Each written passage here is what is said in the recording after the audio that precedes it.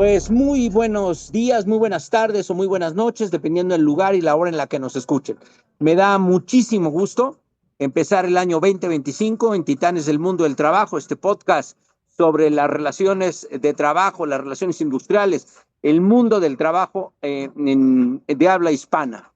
Como les señalaba en nuestro podcast anterior, en nuestro episodio anterior, queremos posicionar este podcast como el podcast más importante de habla hispana en materia de recursos humanos y estamos trabajando para que eso suceda. Y para ello, pues la manera mejor de hacerlo es trayendo a grandes titanes del mundo del trabajo para que nos platiquen. Y hoy tengo frente a mí, y ustedes, a un gran titán del mundo del trabajo. Fernando Pérez Gavilán es un agente con mucha experiencia en el mundo de las relaciones industriales y ahora nos va a platicar algo de su experiencia, de sus logros y luego ya le vamos a entrar a algunos de los temas concretos de lo que está haciendo hoy, de cómo ve la función de recursos humanos, hacia dónde se están moviendo las cosas. Entonces te doy la bienvenida, mi querido Fernando, agradeciéndote muchísimo ser el primer titán del año 2025 y te pido por favor que nos hagas una breve introducción de ti.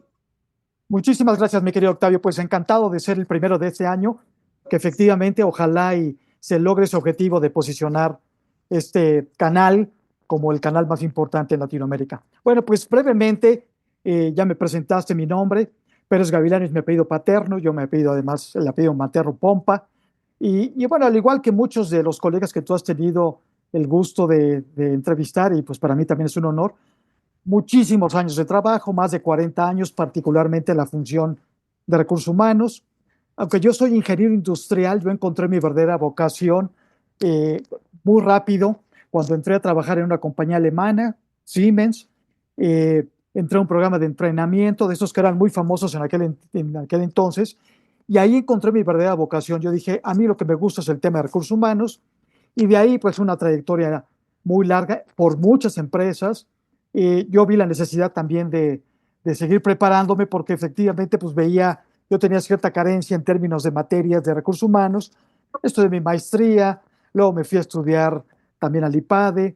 En fin, yo he invertido mucho, mucho tiempo en prepararme para, pues evidentemente, afrontar las situaciones que se presentan en el ámbito laboral, particularmente en el tema de recursos humanos. Yo creo que cosas importantes que sucedieron en mi vida, pues las voy a platicar contigo ahora en este momento, ¿no? Así es que adelante. Súper, mi querido Fernando. Y bueno, nada más para recordar algunas de las trayectorias, Data General o quién, ¿por dónde empezaste laboralmente? Bueno, realmente la primera empresa fue Siemens y luego me fui a Hewlett Packard. Yo creo que esas dos empresas me formaron. Luego tuve una periodo fugaz en Coca-Cola que fue muy, muy padre, muy interesante, pero pues la verdad es que no me encontré como yo hubiera querido. Mi primera posición ya como cabeza del área fue en Digital Equipment, una Digital, compañía, ok. una compañía americana muy grande, muy importante, que hoy ya no existe. Fíjate, me ha tocado trabajar en algunas empresas que ya no existen, pero no soy el responsable de ello, ¿eh? El mundo de las organizaciones. Digital Equipment fue comprada por Compaq, que tampoco existe ya, imagínate. Eh, pero esa fue mi primera empresa ya como responsable de la función Ok. completa de recursos humanos, Octavio, ¿no? Y Eh, luego la compañía de seguros, bueno, compañía broker, no era compañía de seguros, ¿no?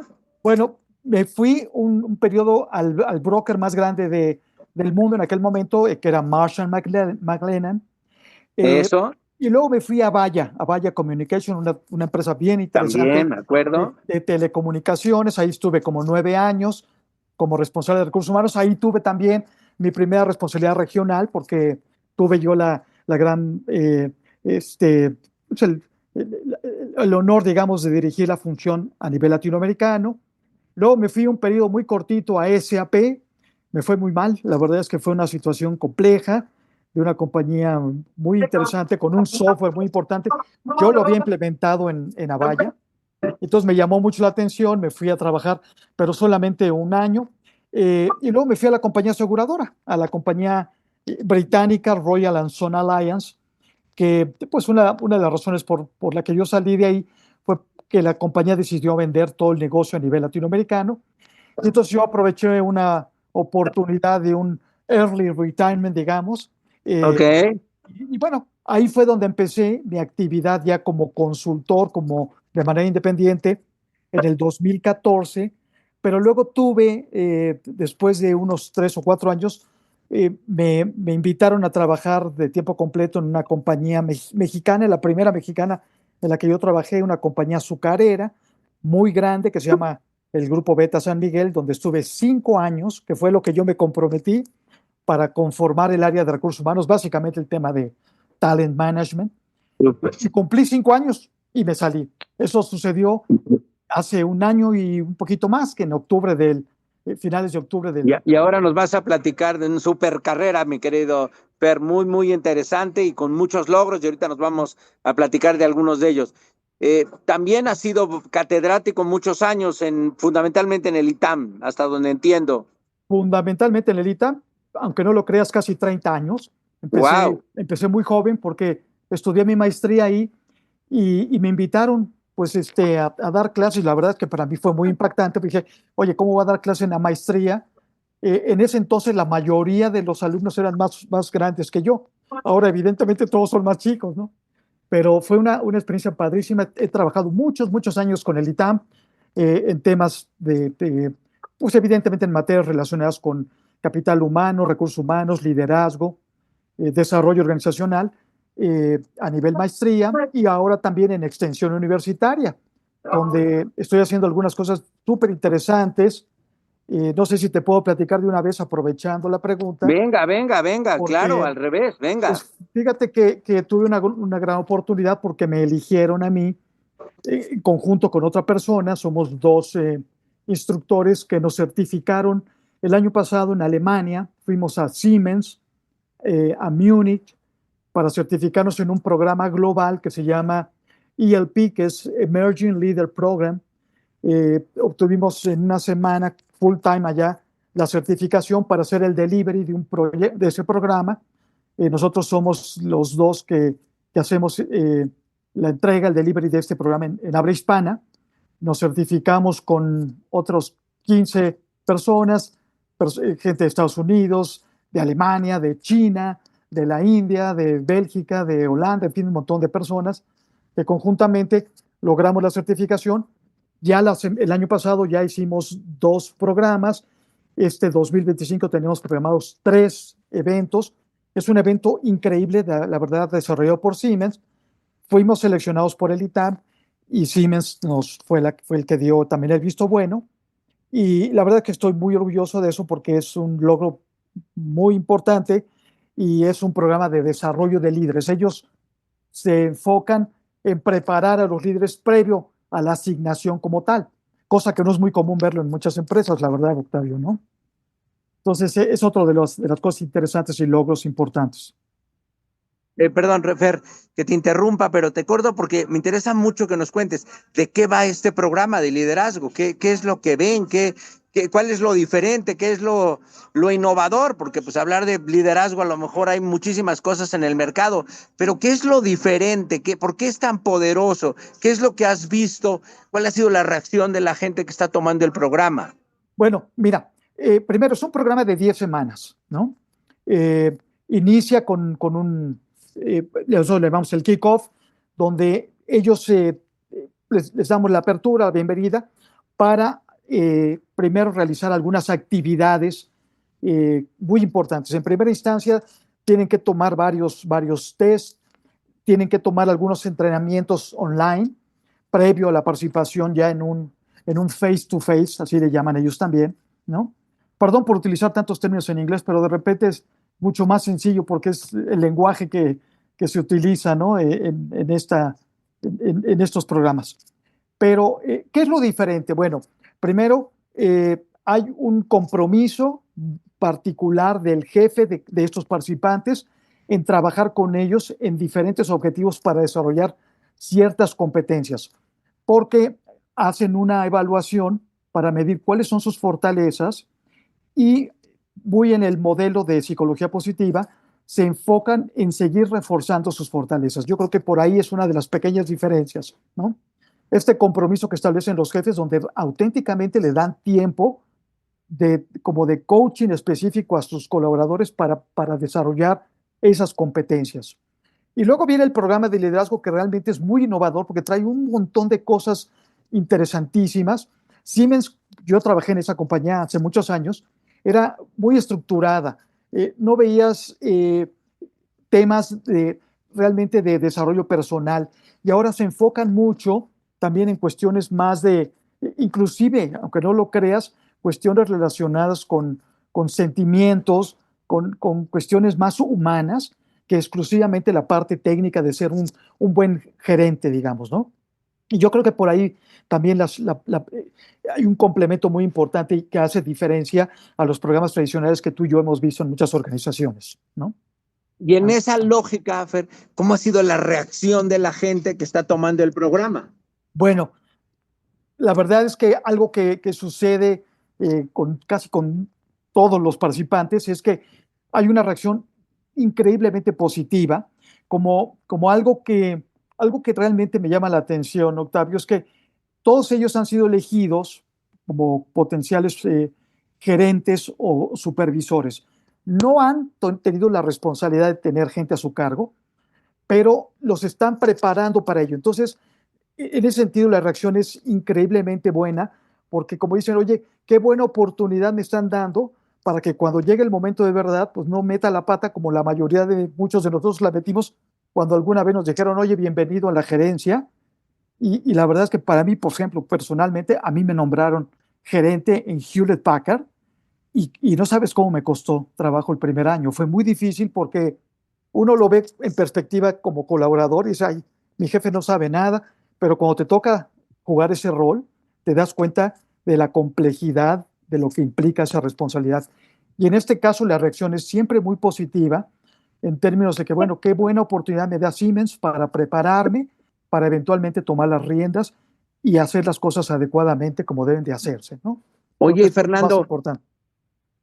perdón, súper interesante, me parece que suena súper bien ese programa, muy, muy poderoso, pero y cuéntame un poco en tu experiencia profesional como ya bien decías, de más de 40 años, ¿tú sientes que el liderazgo ha cambiado de ese liderazgo hace 40 años al liderazgo de hoy? ¿Se necesitan skills, habilidades diferentes? ¿El liderazgo es el mismo? ¿Qué ha cambiado? ¿Qué ves que hoy necesita un líder, una lideresa, que antes a lo mejor no se necesitaba? O bueno, o a lo mejor diría, ya ni siquiera me importa lo de antes. ¿Qué requerimientos ves para el liderazgo de hoy? ¿Cómo has visto esta evolución y qué crees que sea hoy necesidades sine qua non que requieran los líderes o las lideresas hoy? Me encanta la pregunta y me parece súper interesante. Ha cambiado de manera muy importante, Octavio, porque los líderes hoy manejan una situación, por ejemplo, tecnológica muy diferente al modelo en el que vivimos cuando nosotros, por ejemplo, empezamos a tomar responsabilidades de liderazgo. Segundo, el poder diferenciar las diferentes generaciones también es muy importante para un líder, ¿no? Es decir, no es lo mismo el modelo de liderazgo que trabajamos en la generación de los baby boomers, que hoy, por ejemplo, un líder que tiene que interactuar con diferentes tipos de generaciones, ¿no? El manejo de una administración remota, ¿no? Cosa que no era muy común. Ahora, pues, evidentemente, en cualquier lugar del mundo está en cualquier persona y tú tienes que tener cierto nivel de competencias para poder seguir interactuando de manera adecuada. Esto que te comentaba hace un momento, ¿no? Hablar de cuestiones más de pues, personales y no tanto solamente la parte laboral, ¿no? Esa falacia que existía de los problemas de la casa se quedan en la casa y los problemas del trabajo se quedan en el trabajo, no existe, somos sistémicos, ¿no? Y entonces, pues, la interacción de ese tipo de cosas también es importante, desarrollar esas competencias para que los líderes puedan interactuar de mejor manera y conseguir objetivos. En fin, yo sí creo firmemente que ha cambiado de manera importantísima y los líderes hoy tienen que desarrollar diferentes competencias para poder ser mucho más efectivos en su gestión, sin duda. ¿Cuáles dirías que son unas dos o tres, no sé, a lo mejor tú tienes otro número, de estas competencias que tú dices hoy la requiere un líder o una lideresa sine qua non? Voy a aprovechar que estoy en un restaurante aquí en San Miguel de Allende y le vamos a decir salud a todos nuestros, Ah, qué rico. a todas las personas que nos escuchan con todo respeto y cariño.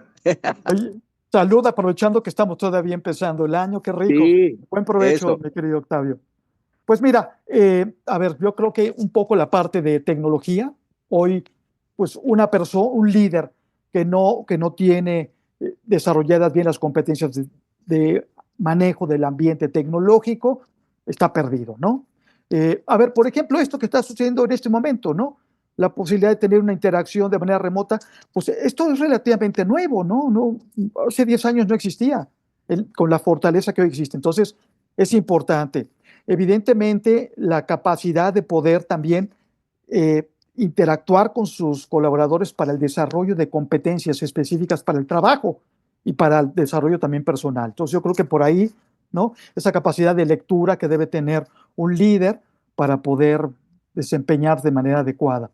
Yo creo que también la capacidad de poder diferenciar las diferentes generaciones y cómo poder accesarlas, tener acceso a ellos y poder, pues ahora sí que un poco situacionalmente, interactuar y manejar las situaciones de manera diferente, porque cada Claro. persona también es diferente y las generaciones, yo no soy una persona que generalizo, ¿no? Es decir, todos los millennials son tal o todos los centennials son igual, no, pero sí hay ciertas características que los describen, por ejemplo, su nivel de preparación o su nivel de cómo aprendieron diferentes cosas, y yo creo que esa capacidad de lectura de un líder debe ser muy importante desarrollarla para poder tener mayor impacto, ¿no? Yo diría, Cien por hay, ciento hay de más, acuerdo. hay más, Sí, ¿no? sí. Pero esto que decías tú y antes que nos comentabas de esto un poco de la especialidad esta que te fuiste a entrenar y que estás practicando, de que hoy los líderes y las lideresas tienen que ser mucho más cercanos a su gente. Y eso sí es un cambio radical que no habíamos visto y que al revés, casi te peluceaban o casi te regañaban si no le preguntes cómo está, a ti no te importa, ¿no? Y lo que tú decías de esta estupidez que por años se dijo que los problemas de casa se quedaban en casa. Hay que primero decir que nunca fue cierto, ¿no? No es que eso haya cambiado, nunca fue cierto. Lo que pasa es que hubo idiotas que se lo creyeron en algún momento, que creían que eso era posible. Y lo inverso, ¿no, Fernando? O sea, los problemas del trabajo también iban a casa. O Por sea, supuesto, por supuesto. no era una cosa, no es que no pasara una cosa y la otra así, no pasaba en ningún caso. Fernando, ¿qué ves hoy? ¿Cómo ves la función de recursos humanos? ¿Qué es lo que ves en la experiencia que tienes como catedrático universitario, de tu trato también en el ITAM, en el IPADE, esto que estás haciendo ahora, de la consultoría, estuviste en este grupo Beta San Miguel, espectacular grupo azucarero mexicano, muy tradicional en algunas cosas, innovador en otro.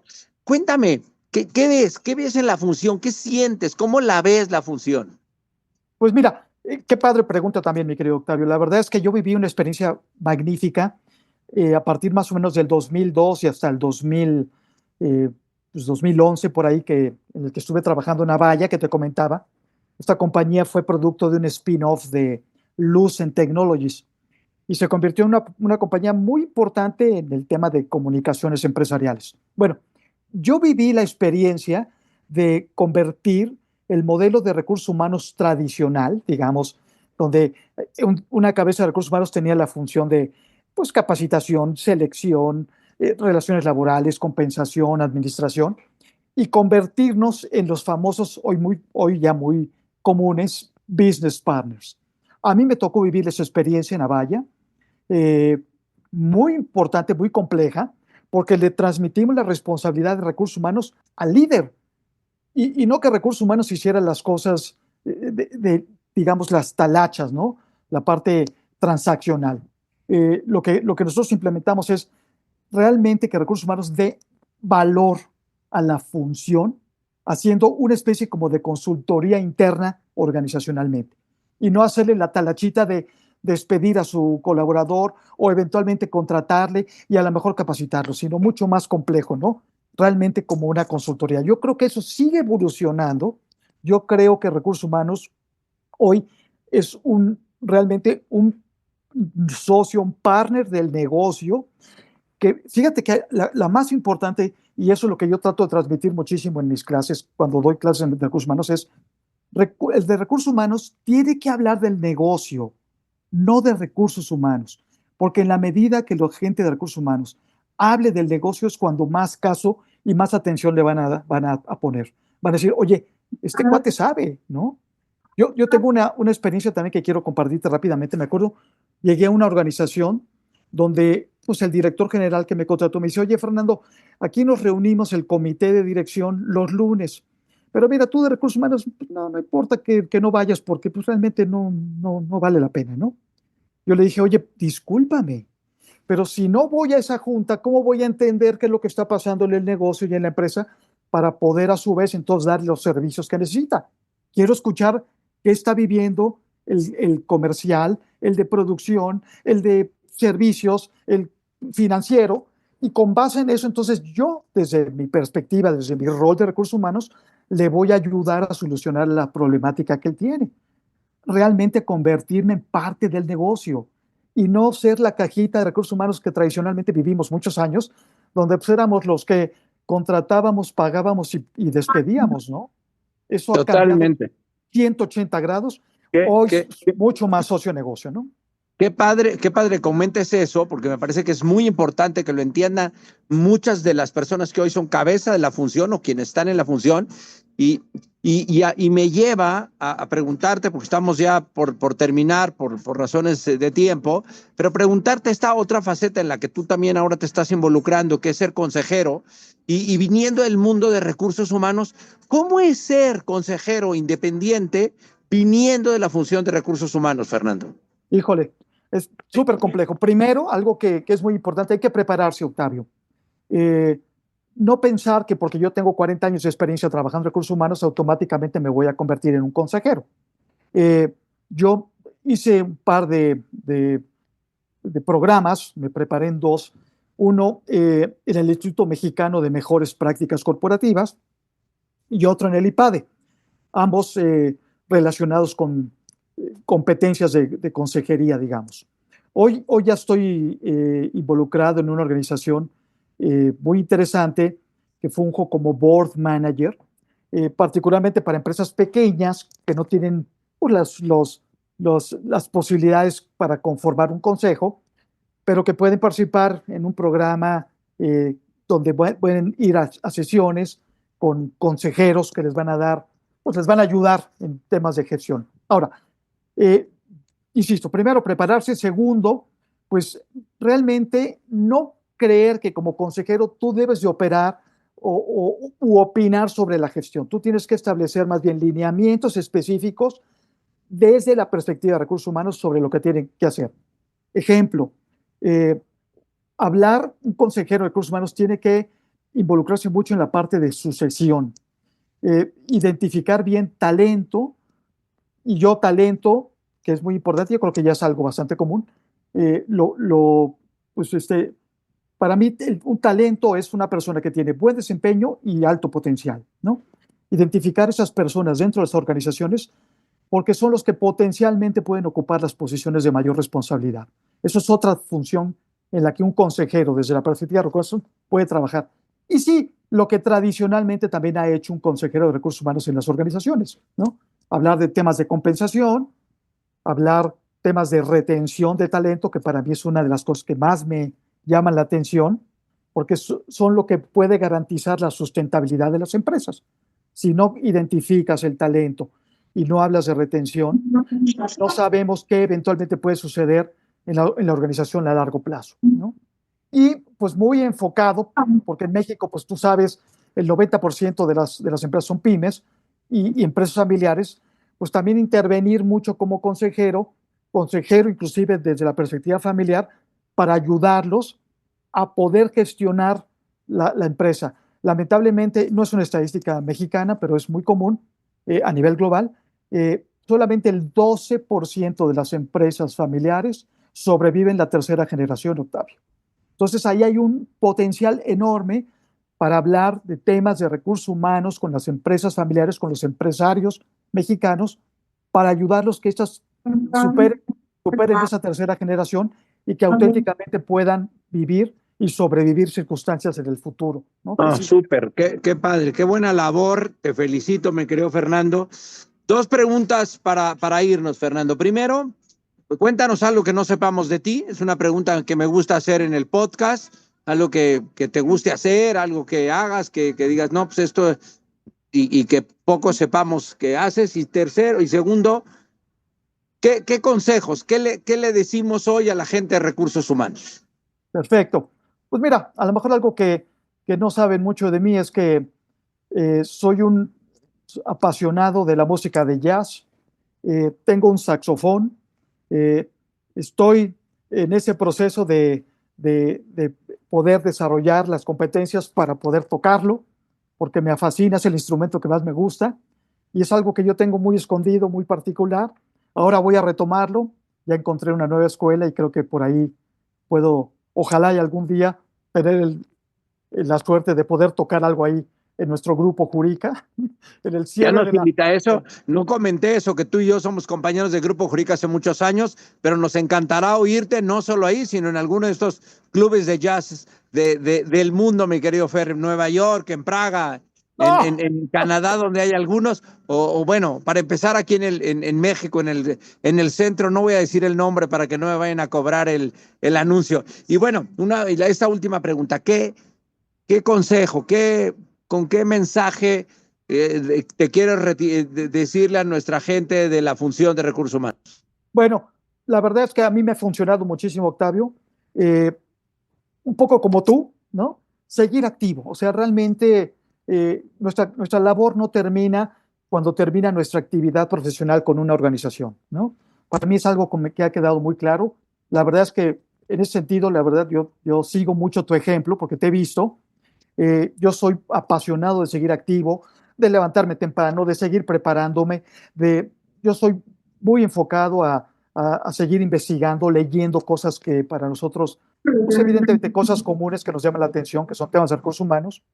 Eh, yo veo una oportunidad de un entrenamiento, un programa, me meto, estoy muy activo también en actividad de consultoría. Yo digo, tengo 3 actividades. Qué Sí, padre, qué buena onda. siendo maestro, y eso, ¿sabes qué? Ser maestro, que es otro también un consejo, te exige el estar permanentemente preparado, porque presentarte ante alumnos cada vez más preparados y más exigentes, pues no es tan fácil, ¿no? Y yo creo que es una de las cosas que a mí personalmente me han sido muy satisfactorias en mi vida desde hace muchos años. Y pues yo diría que es eso, ¿no? Activo, preparado, si puedes dar clases, qué padre, no perder la oportunidad de seguir aprendiendo, porque nos podemos obsoletizar muy rápidamente y creo que ese no es lo que nosotros quisiéramos que Pues sucediera. grandes consejos, mi querido Fernando. Te agradezco muchísimo, Fernando, que nos hayas acompañado en este primer episodio de Titanes del Trabajo del año 2025. Seguramente será un episodio que vamos a tener muchos oyentes y mucha gente que lo va a ver. Y bueno, para retirarme, decirles adiós, les voy a dar una rápida vista de donde estamos, porque si no, sería muy egoísta de mi parte de compartir este lugar maravilloso que es San Miguel de Allende. Wow. Y desearles a todos muy buenos días, muy buenas tardes o muy buenas noches, dependiendo del lugar y la hora en la que nos escuchan. Muchas gracias y muy buen día. Muchas gracias, Fernando. A ti, Octavio, gracias por tu tiempo, ¿eh? Un abrazo y nos vemos pronto.